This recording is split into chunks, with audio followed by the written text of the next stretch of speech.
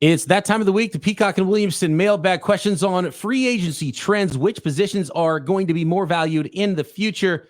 And Matt tells me what I got wrong in my sports Mount Rushmore last week without him. All that and more coming up on today's Peacock and Williamson. NFL analyst Brian Peacock and former NFL scout Matt Williamson bring you expert NFL analysis every day in less than 30 minutes. Get an inside look at the NFL on the field and in the front office with elite breakdowns to next-level analysis and in-depth information only for the real NFL fans. This is Peacock and Williamson, and it starts now.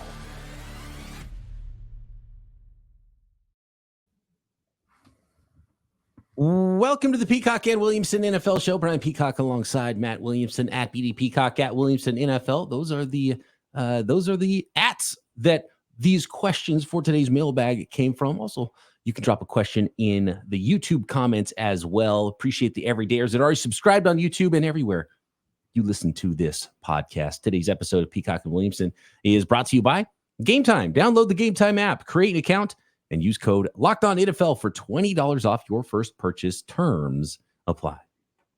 Welcome back, Matt. Hope you enjoyed your vacation. Should we start with a little game of where in the world is Matt Williamson's luggage?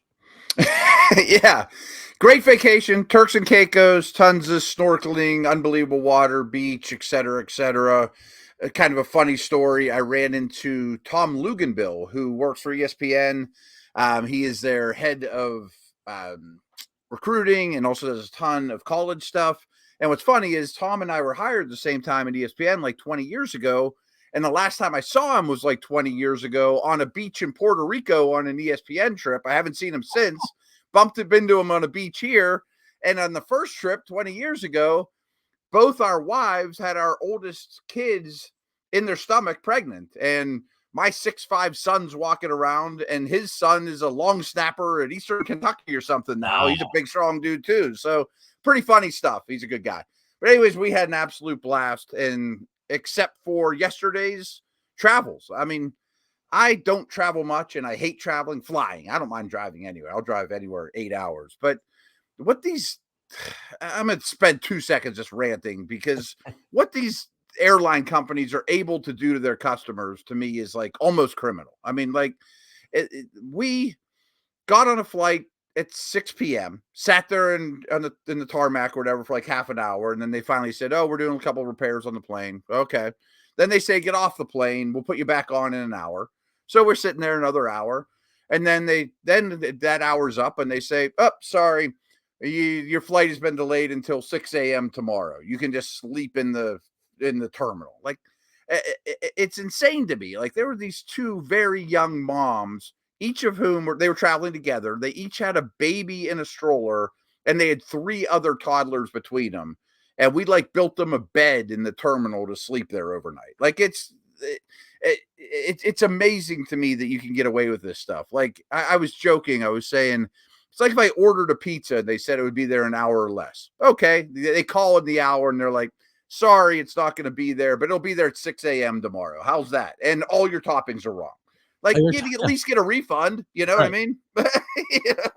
There's no recourse. It's crazy. I mean, you need a vacation from your vacation when you get back home. You always got to build in that extra day, I've found, when you're doing any kind of a trip where you're flying a decent distance, or these days flying at all.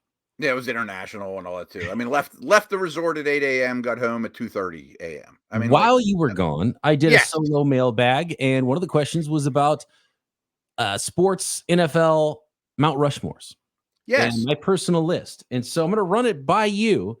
Let me do mine first, if that's okay, because I know 2 of yours. Okay. And we might agree on all 4. I don't know. Okay. And you tell me where I got mine wrong. I'll tell you where you got yours wrong. So what is the way I did it is I did an all player one, and I did an all contributor one, all non-player one. And then I kind of put them together. So I did a bunch of different ones. Then I did an all sports Mount Rushmore, and that didn't have any football players in it. Okay. Surprised myself a little bit there. To pull the curtain back, I apologize. I have not listened to the podcast you did solo, and it's on the list. Disrespectful. And it's offensive, I know. But I listen to less podcasts when I travel than I do at home. At home, I just have them blaring all the time when I'm in the car. But on the road, I'm in a plane and I watch stuff, so I don't listen to podcasts as much. And plus my family's around. They don't want to hear me blaring podcasts through the condo we rented. Your family's probably tired of football at this point. Not my son, but everyone else, of course. Side note, I did my fantasy ranks on the beach this week too. So that's something to tease maybe going forward. So never stop, like a shark. You never stop swimming or you die.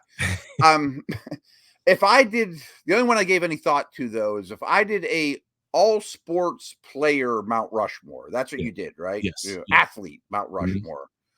I know you had Ollie and Gretzky, who's Canadian, but of course he counts. Yeah, American sports, not necessarily American people. So, there was no soccer, but Gretzky counted. He played for American teams. Okay, yes. I would have both those. I would have Michael Jordan and Babe Ruth. I had the exact same one, but it was just after Willie Mays passing. Willie Mays, a better all-around baseball player. I had Mays over Ruth, but I would understand why someone else would choose Babe Ruth over Willie Mays. So, it's the same one. That's a great one. I mean, I do think Mays was a better player. Yeah. But and the house that Ruth built, when Mays was popular, it was the height of when baseball was popular. He was the guy. You ask every all-time player who was the greatest player. Well, Willie Mays was the greatest player. So that's pretty phenomenal. The true 5-tool guy, one of the first guys, right? This guy has everything. And while Babe Ruth could even pitch, you couldn't say that. But Babe Ruth probably deserves to be considered in there as well. But what Gretzky did, his stats is crazy. And there were no, as dominant as the Patriots were, and Tom Brady would be my guy, and he was on my football Mount Rushmore. He just doesn't make the cut with these other athletes for me. I mean, maybe there's a tennis player or a swimmer or whatever, but sorry, your sports aren't big enough. Or you have to Tiger Woods. Tiger Woods had some as a chance. You would have to count Gretzky and not count hockey in there to get, I think, a football player onto the list. In which case, it would probably have to be Tom Brady, right? And I agree, it would be Brady. Yes.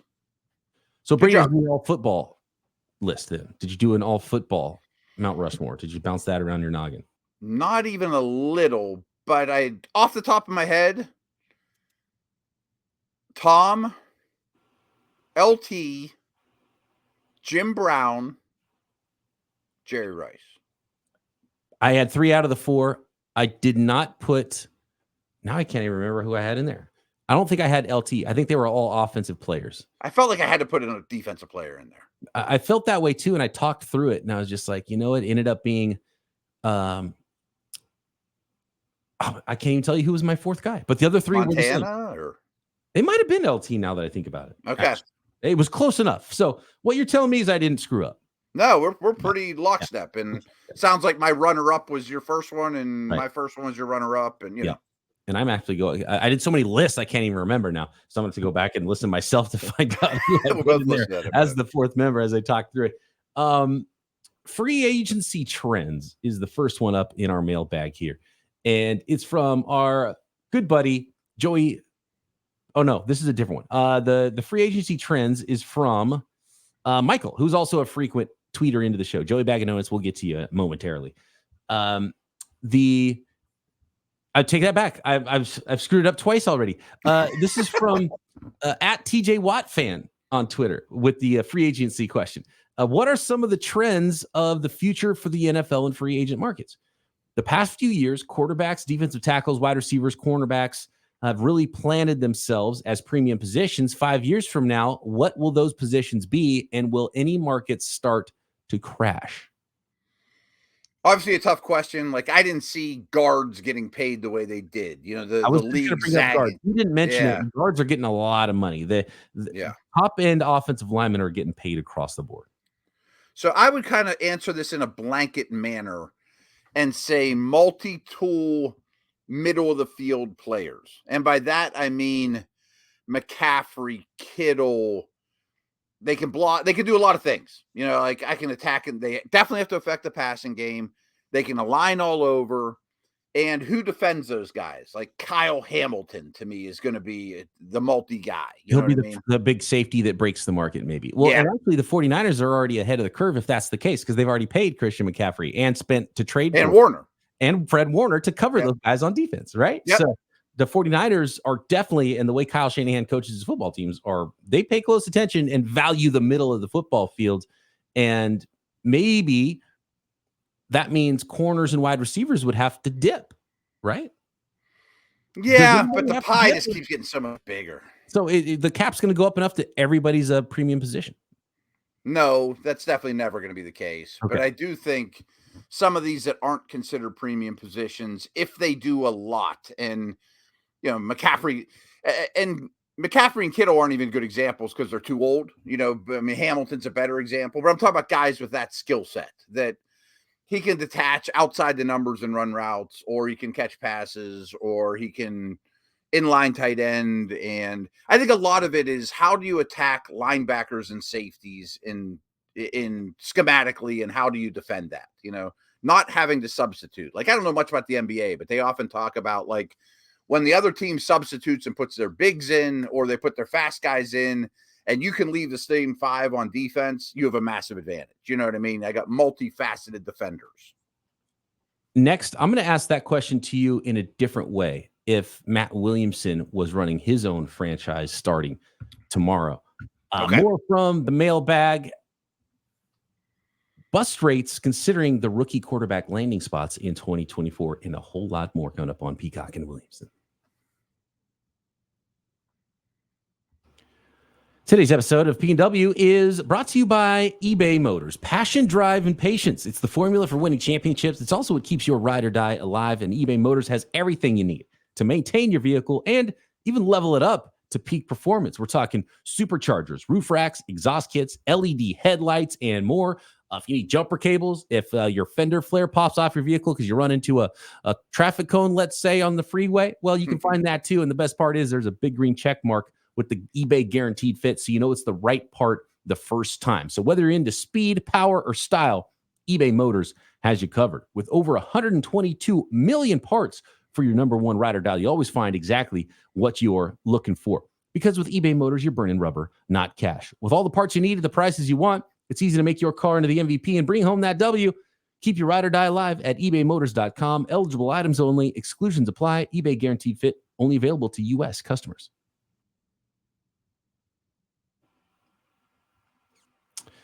A second part of the question from @TJ Watt fan on Twitter.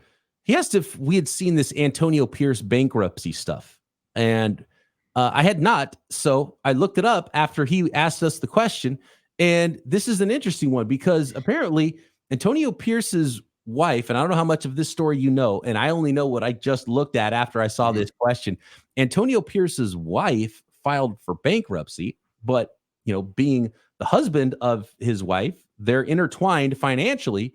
And apparently Pierce now is on the hook for $28 million worth of filings potentially with, some other business ventures. And so his wife filed for bankruptcy, but Antonio Pierce has to pay for the stuff that she needs to pay for too, right? So this is an ongoing thing, and I didn't get too deep into it, but it is really strange. And so thank you @TJ Watt fan for bringing some newsworthy items to my attention. And it's a slow time of year, so it's something to talk about. It's a very slow time of the year. And frankly, this is very personal with the Pierce family. I mean, what do we know?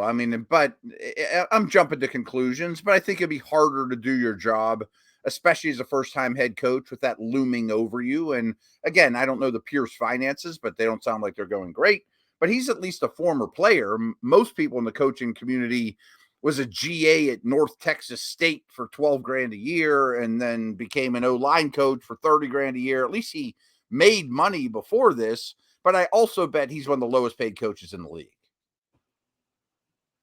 We'll monitor that and see if it actually affects Antonio Pierce. But interesting story there, yeah. And so the other story going on, and it's a player in Brandon Ayuk, Matt, that has been requesting now a meeting with the 49ers and still hasn't signed. He's kind of dropping little hints about being disgruntled, as Adam Schefter put it, with the 49ers and the contract negotiations that are happening there, and talking about wide receivers. Could the 49ers be that team that say, all right, we're not going to pay any more wide receivers. We're going to pay the middle of the field guys. And they already re-upped Christian McCaffrey. So it kind of ties into the original question. Have you heard any more whispers? Because I know you had before. Anybody call you while you're on vacation and say, hey, Steelers are still trying to trade for Brandon Ayuk? No, but my take on it more than it has been is, first off, as you know better than anyone, the Niners don't have to do anything with Ayuk. I mean, they can play it out. They can franchise him. Like, they have more power than he does.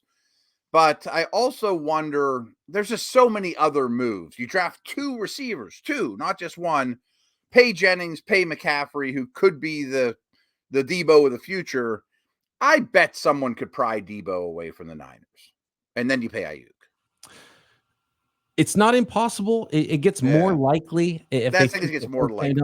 They're trying to win a Super Bowl. This Right. is still, to me, and my answer hasn't changed on that. This is a 2025 offseason situation where one of them goes, and it reminds me a lot of the DeForest Buckner, Eric Armstead thing. Yeah. And they got the offer they were looking for with DeForest Buckner, so they kept Eric Armstead and they traded DeForest Buckner. They didn't get that offer pre-draft, even though they were listening on Brandon Ayuk. So I think that ship has sailed for at least this season. And now they're playing hardball with Ayuk to get him in. And if they reach on a number, then they reach on a number. If not, he has to play on the 5th-year option or get fined every week that he doesn't show up, which will hurt the 49ers and hurt his potential dollars as well. So he needs to ball out for his future, and then probably a tag and trade. And we're in the same situation T. Higgins and the Cincinnati Bengals are probably next offseason, but it would feel very likely that Ayuk goes instead. So Ayuk signs, Debo goes. Ayuk doesn't sign, he goes next offseason. That's my guess. My biggest indicator, and I don't want to spend too much time on it because we have, and I'm sure you have the depth, that this won't be a long-term situation isn't that Pearsall was a first-round pick. It's that they used two receiver picks on, 2 picks on receiver. They're preparing, and wide receivers usually don't really step up until year 2. So I think they were preparing for next year, not having one of those guys, clearly. And I don't think all of a sudden they're going to turn into a heavy 3 receiver team, because why would they? That's not their move, right? Yeah, exactly. From Joey Bag of Donuts, do the Cowboys and Dolphins have no choice but to pay Dak and Tua whatever they want? What other option do they have? I think it's more true for Miami. I think they're more in it to win it. And I could see, because Lamb and Parsons are hanging out there, that Dak actually hits the open market. Especially, and I hesitate to even say this, what if Trey Lance is at least appealing? There's at least something that's intriguing in the quarterbacking room, not named Tua or Dak. Yeah, but he's a free agent after the year. There's still some like mystique about Tua, or it's like, where's this team going to go with Tua? We've kind of seen this story with Dak and the Cowboys. So what's going to change this year? Does he go win a Super Bowl? Well, then you kind of got to pay him, but he's going to be a free agent anyway after the season. So clearly he's more likely, and they can't franchise tag him. So, and if he's got a lot of power, if you Dak, you bet on yourself. And you hit free agency, and you get the biggest deal we've ever seen next offseason from somebody. It might be the Cowboys. It might be somebody else. Yeah. So that's Seattle, Pittsburgh, Giants. I mean, there's tons of them, right? So definitely one to monitor there. It does put a lot of pressure on those guys, like with Ayuk or with, Brock Purdy's going to get a big contract next offseason. Tua's going to probably get paid before the season starts, but Dak won't. And so those players in contract years, do they go crazy? Do they have bad years? Do they get hurt? Does that change what they're finding? But Kirk Cousins coming off an Achilles, he's still got some pretty big money, right? So I think Dak's going to make a lot of money no matter how that season goes for the Cowboys. But maybe it's the motivation. Maybe that's what Jerry Jones wants. It's like, okay, let's see Dak at his best, his very best contract year. Let's see that, because we're going to pay him a lot either way. So let's go win a Super Bowl, then pay him. I also think you need to throw Jordan Love in that conversation. And there's rumblings that Matthew Stafford wants paid still too. Like a lot of these quarterbacks and wide receivers, the Tyreeks of the world, are going to say, I see all this money going around. I'm going to cause problems too. I want more teams, not because I don't want the players to get paid. I want the players to get paid. But I think there's a little bit of a weird, it's flipped so much on the way the NFL used to be. And every GM played hardball. Every team played hardball. Nobody plays hardball anymore. No, they really don't. Says, well, that guy makes more than me now, so I want more. And they're like, okay, here you go. There's more money. They just keep doing the deals. And I always just come back to the NFL super rich, and they don't care. Yeah, maybe that's better. Jack up the cap to like $400 million. Let's go. Right. I mean, the owner. Again, it's the most profitable business in the world. You could be terrible at your job, like Daniel Snyder was, and double your money into billions. Oh yeah, did you see him at Turks and Caicos? This is a good time of year to see NFL personnel, by the way, on the beach, man. That's what Luganville and I from ESPN were jagging about. Like, I bet there's a bunch of NFL people on this island right now, you know? Here's one from Michael, and I have a simple answer here. He says, who's the next NFL star to retire somewhat out of the blue, like Luke Kuechly and Andrew Luck? Well, I guess it wouldn't be out of the blue, Michael, if we knew who it was going to be. It's a tough question. And Andrew Luck is one of those where you can see it coming just because he got the crap kicked out of him. And it was like, man, come on, help out your quarterback. I don't know that there's one that jumps to mind for me in the NFL. I don't think this is any chance of happening because he's unbelievably competitive. Not that Luck wasn't, but what if Burrow has like 2 more years of just kidneys and spleens and knees and everything else? I mean, I'm just thinking somebody that's really gotten beat up quick. That's a good one. Has had a lot of injuries kind of just start to pile on. Mm-hmm. Running backs get hurt the most, but they need to stick around the most because they need that extra contract if they can get it. So it won't be them. Most likely it's the one that have already had the big contract like Joe Burrow has. Or someone that has good off the field interests, Again, this is almost an unanswerable question because then it wouldn't who's be the next Puka Nacua? It's like, well, I don't think we knew that. Yeah. Exactly. All right. Next, we're going to finish up our Peacock and Williamson weekly mailbag. And question from Jerry about which quarterback landing spots make them most likely to bust, and more coming up.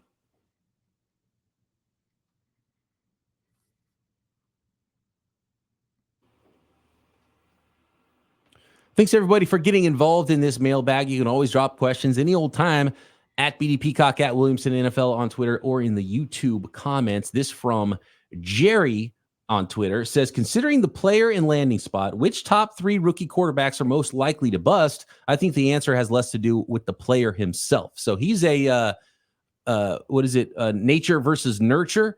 He's more of a nature guy where he's more of a nurture guy. He's more of a nurture guy, excuse me, where you land matters more than what kind of player you are. And I do think that many bust quarterbacks had no shot in NFL history. I don't know if they would have been great, but they wouldn't have been as bad if they were handled better earlier in their careers. But it's difficult. Most guys aren't going to be great. Right. So the more I do this, the older I get, the more I think landing spot matters than nature. I think nurture is more important than nature. Like Dwayne Haskins going into a house on fire in Washington was no chance. I don't know if it'd have been good anywhere. I mean, rest in peace. I'm not picking on him, but that was one of the worst situations I could come up with. The Bears have never had a good quarterback, but I think that's the best one. But they've never had a good quarterback. The Browns and the Bears have screwed it up for my entire life, and the Jets, and the Jets got a Hall of Famer, and then he tears his Achilles. So that's like there's something to that for all these teams. Like maybe it's not you, it's me.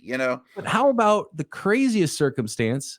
Was the one that we thought was the best landing spot in Trey Lance. He disappears almost instantly, and it's the 7th round pick that becomes the guy. Which is insane, yeah. I do think New England's a terrible spot, though. It might have even been worse with Belichick because the coordinators he hired, like Patricia and whatnot. I don't think Mac Jones ever was going to be a superstar, but what they did to him after his rookie year was pretty criminal. I like those chances over Mac Jones's. And it's not because of Belichick. It's because of the coaches on the offensive side of the ball. That's what I mean. Yeah. And so I trust, Elliott Wolf, I don't know what his won't be worse. It's not going to be worse than what Belichick did. He was a bad GM at the end of his career with the Patriots. And bad offensive coaching hires. That I think it's more difficult for Gerard Mayo to replace the guy because now Drake May doesn't have to replace the guy. He has to replace the guy who replaced the guy.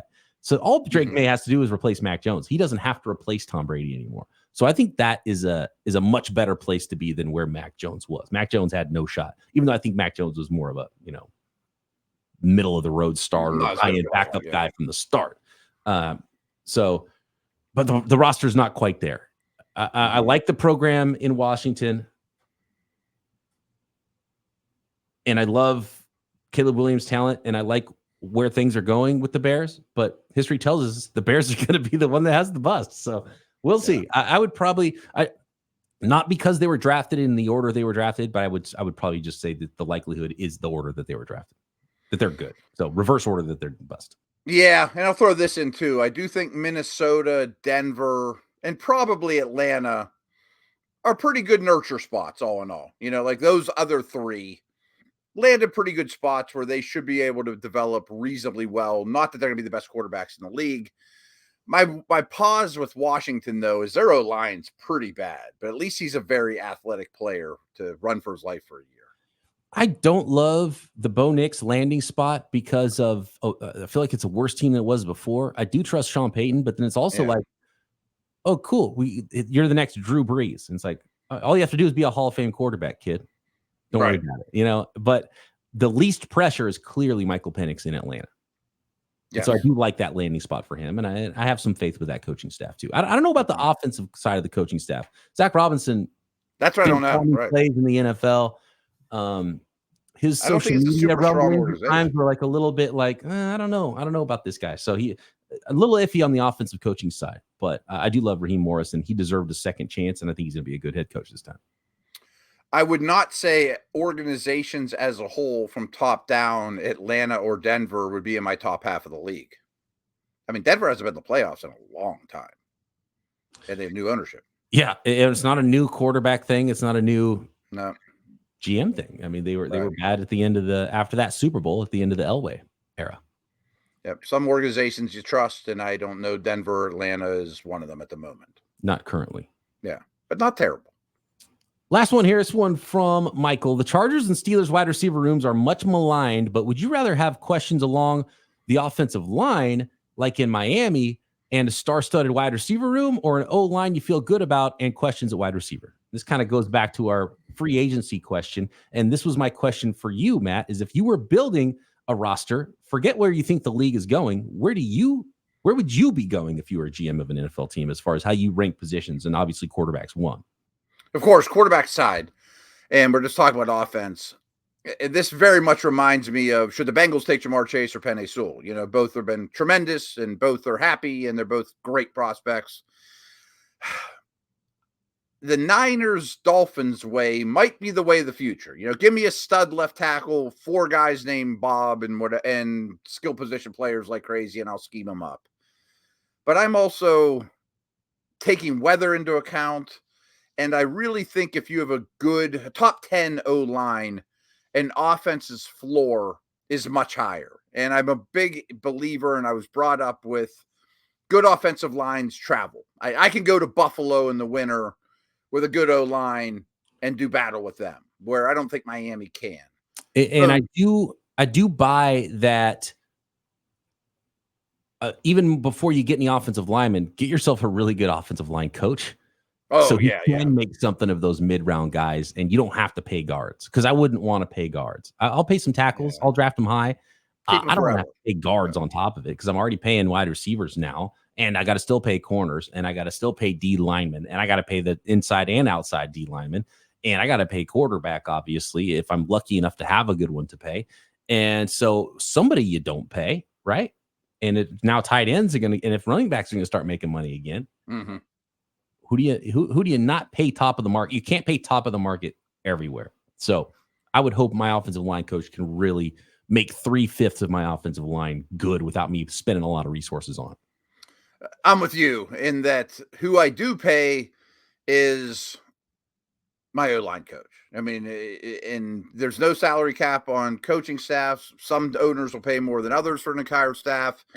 But if I was in charge and I had as much money as the average owner, my O-line coach might be my second highest paid guy on my coaching staff. And if your O-line coach is good and you got quarterback figured out, and I think then at that point, it really comes down to, is the guy special? Pay your special players. Go back to the draft for the non-special players. Right? I think it's as simple as that. Even if it's a guard, if you got Larry Allen, pay Larry Allen, go back to the draft. Sure. Wide receiver. If you got Justin Jefferson, pay Justin Jefferson, go back to the draft instead of paying Calvin Ridley or whatever.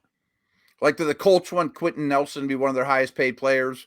Not on paper, but he's special enough that I'm not letting him walk. Right. Like, yeah, I mean, I see. Yeah, I'm with you on And that. it goes back to Christian McCaffrey. Running backs don't matter, except Christian McCaffrey, kind of. Right. I don't want to play against Does him. a lot, right? Yeah. And George Kittle does a lot. Fred Warner does a lot, and Mhm. so pay the special players and coach up the rest. Yeah, my hunch is the Niners didn't want to be the highest in the market on tight end, linebacker, and running back, but if they're great ones, you pay them. Right?